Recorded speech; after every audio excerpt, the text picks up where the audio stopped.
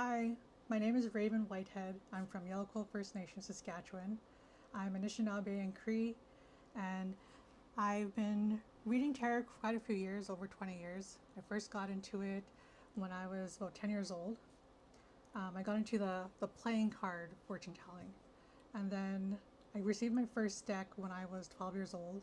And so I've been reading tarot cards ever since then, and then I've also checked out quite a few different oracle cards. I wanted to make this video to explain my process of how I do readings.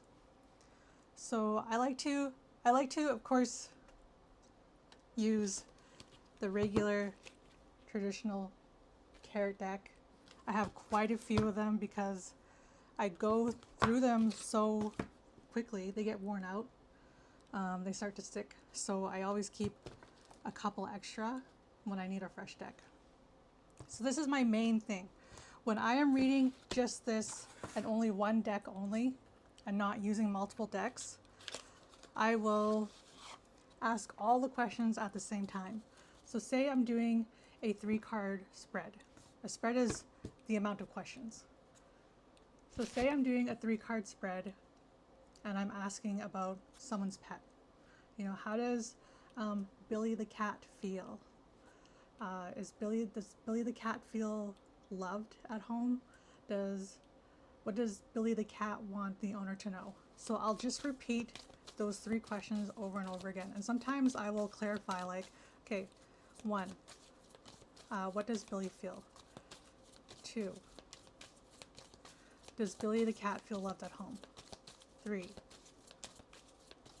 what does Billy the cat want their owner to know?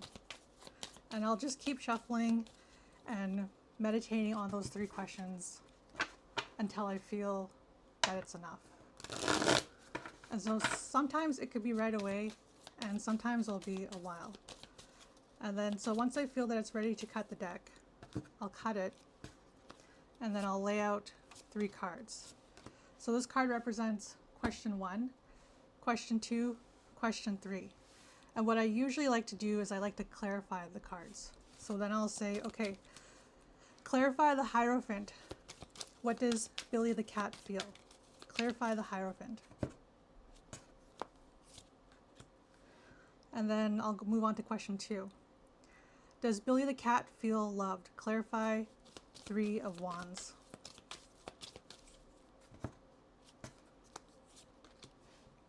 And then clarify death. What does Billy the cat want their owner to know?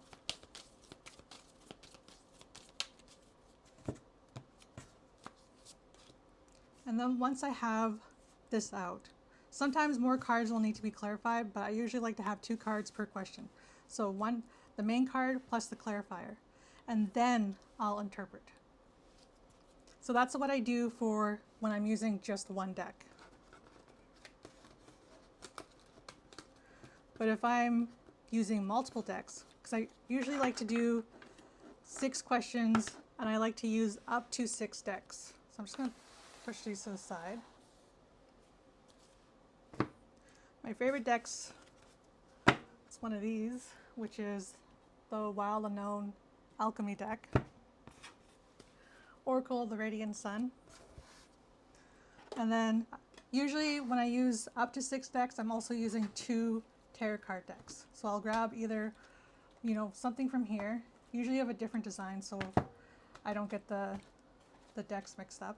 This is also a regular tarot deck that I like to use too. It's just smaller.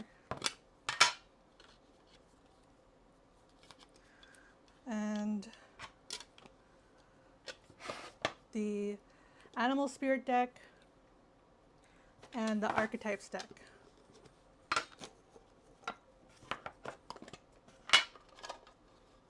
So let's say I have this deck, this deck, this deck, this deck, and another tarot deck. And we're going to do a reading about Billy the cat again. Usually for pets, they're such simple creatures that you only need, just one deck, 2 cards max per question. You don't need to go into further details unless it's something more significant. Like when my pet rabbit Bun Bun passed away, my cousin beaded this for me for Bun Bun. He passed away while I was sleeping, and so I wanted to know what happened. And so I had to draw quite a few cards because what happened was that when I woke up in the morning, he was underneath his bed and he had a little bit of hay in his mouth. And so usually when an animal is sick, they stop eating and they go and hide. But for some reason, he was in the middle of eating and he went and hid under his bed. But the card showed me that when he passed away, it was very sudden and it was very quick. So I ended up getting the Tower card. And so I needed to clarify what happened. And it looks like he had a heart attack. It was something very sudden, but he passed away very quickly. So that's what, and so I needed to clarify because I wanted to know exactly what was happening. And then, if something scared him or, because I wanted to know maybe he got spooked by something in the middle of the night and that caused a heart attack. Because rabbits can get spooked to the point where they do have a heart attack and they die. But it wasn't that he got spooked. It was his health.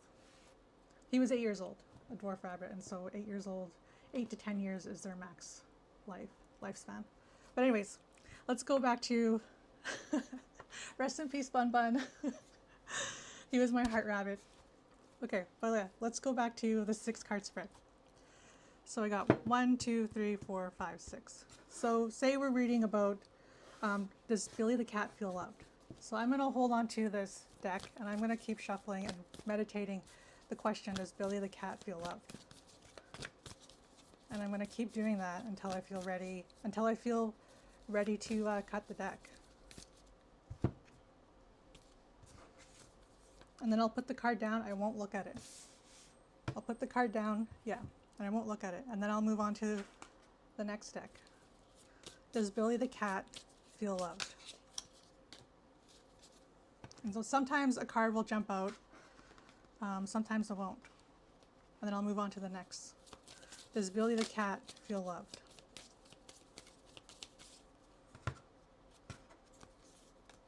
And so I'm doing this a lot quicker than what I normally do when I'm reading for an actual person, because it does take time for the energy to connect. So I'll just keep meditating. Does Billy the cat feel loved? Does Billy the cat feel loved?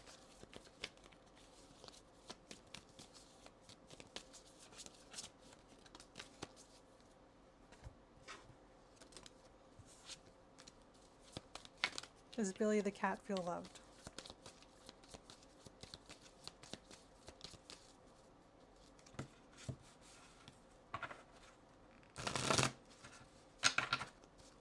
So I shuffle these regular tarot decks like that, like regular playing cards, because they can handle that. The other cards, they can't really handle that.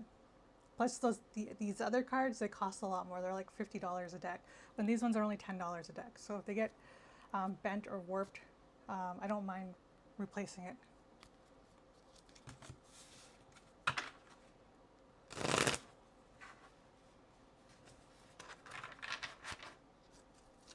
So I'll keep asking, does Billy the cat feel loved? And then I'll move on to the last deck. Does Billy the cat feel loved? And so I will do that for every single question. So I meditate on each question per card, and then I move down the line. So I'm shuffling these cards 36 times. And so I have timed myself, and it's about 15 to 20 minutes. And so I'll keep all of them face down. I won't look at them. I'll have 6 piles. And then sometimes I will grab something from these decks right here. These ones, I don't really like to use them as part of the 6 cards because they're just words. Rather than these ones, they have detailed photos. Each image is detailed and different, right? And then these ones, they're not really, they're more set on words.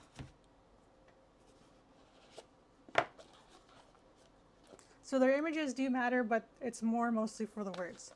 So at the end, sometimes I'll feel led to pull out a message card. So I'll be like, okay, what message does Billy the cat's owner need to know? And then I'll pull out just, one from one deck, and then maybe another one from another deck, and that's it. That's all I use for just a messenger card. We'll pull out one from here.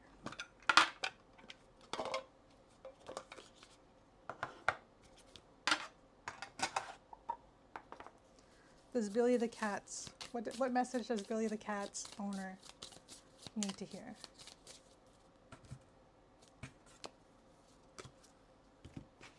So then I'll leave this here, and then I'll go through each deck.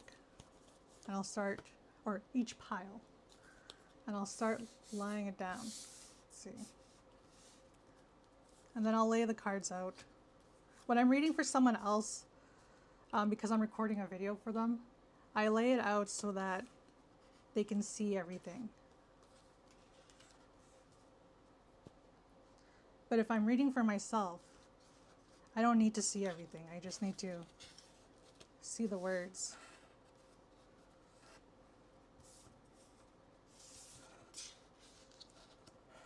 Or see part of the image. So when I read for myself, I usually just keep it like that.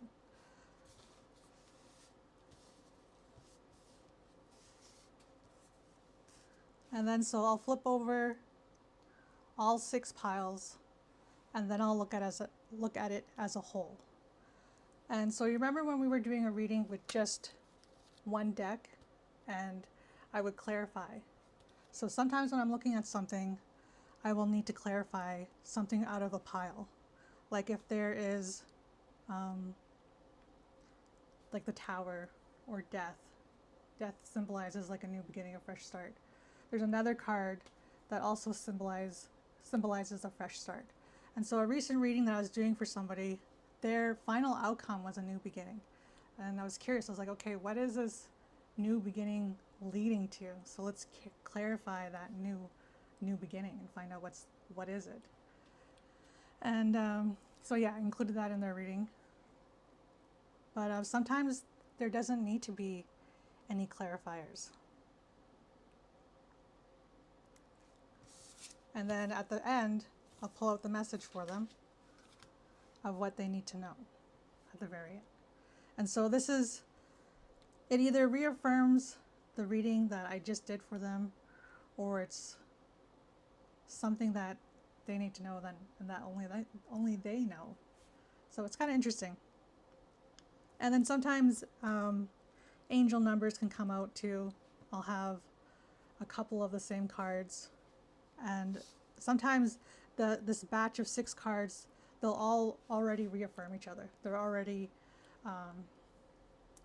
clarifying, because I'll have the sun in this card, and then the sun in this card, and the sun in that card, and so that confirms that it is something really good.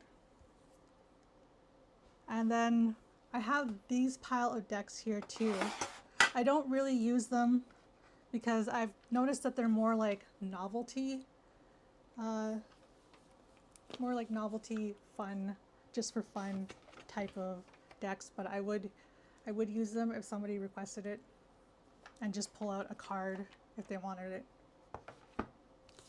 But for serious readings or everyday readings, I prefer the decks that I used here.